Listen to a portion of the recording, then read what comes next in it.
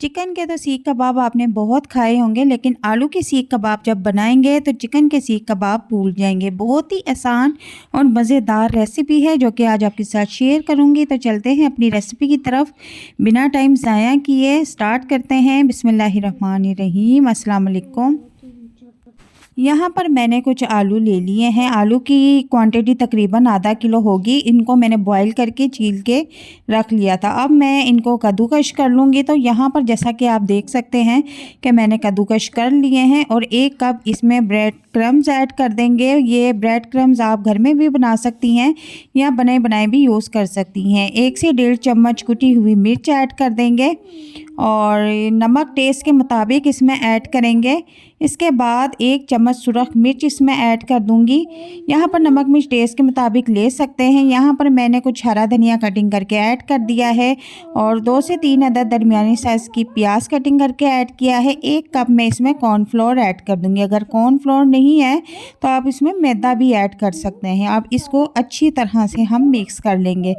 तो यहाँ पर आप देख सकते हैं कि अच्छी तरह से मिक्स हो चुका है। अब यहाँ पर हम कबाब बना लेंगे। 1 चम्मच की मदद से यहाँ मैं सीख कबाब बनाना शुरू कर दूंगी।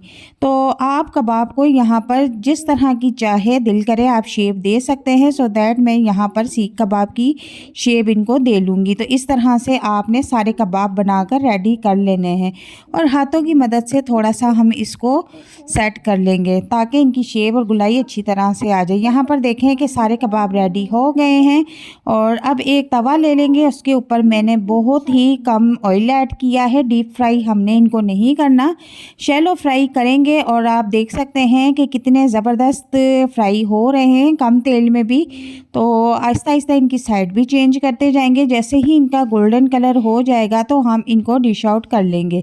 तो जो कबाब रेडी होते जा रहे हैं उनको हम साइड पे करते जाएंगे और जो जगह बनती जा रही है वहाँ हम न्यू कबाब ऐड कर देंगे। चूल्हे का फ्लेम मैंने शुरू में जो है तेज़ रखा हुआ था और ऑयल को अच्छी तरह से गर्म कर लिया था, लेकिन अब मैंने चूल्हे का फ्लेम नॉर्मल कर लिया हुआ है। नॉर्मल फ्लेम पे हम इन कबाबों को पकाएंगे और यकीन करें ये कबाब इतने टेस्टी और मज़ेदार बन के रेडी होते हैं कि आप चाहे तो इनको लंबे अरसे के लिए स्टोर करके भी रख सकते हैं।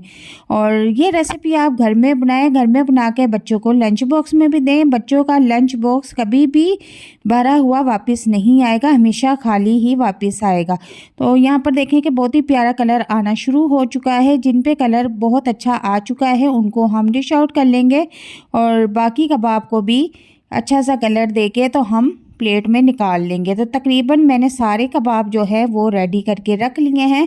तो यहाँ पर आप देख सकते हैं कि हमारे आलू के सीख कबाब बनके रेडी हैं। एक तोड़ के मैं आपको दिखाती हूँ। बहुत ही मज़ेदार क्रिस्पी बनके रेडी हुए हैं। देखने से तो आप पहचान ही नहीं पाएंगे कि ये आलू के सीख कबाब है या चिकन के। और ये इतने टेस्टी बनते हैं कि आप एक बार जब इसे बना के खाएँगे तो आप चिकन के कबाब बनाना भूल जाएंगे।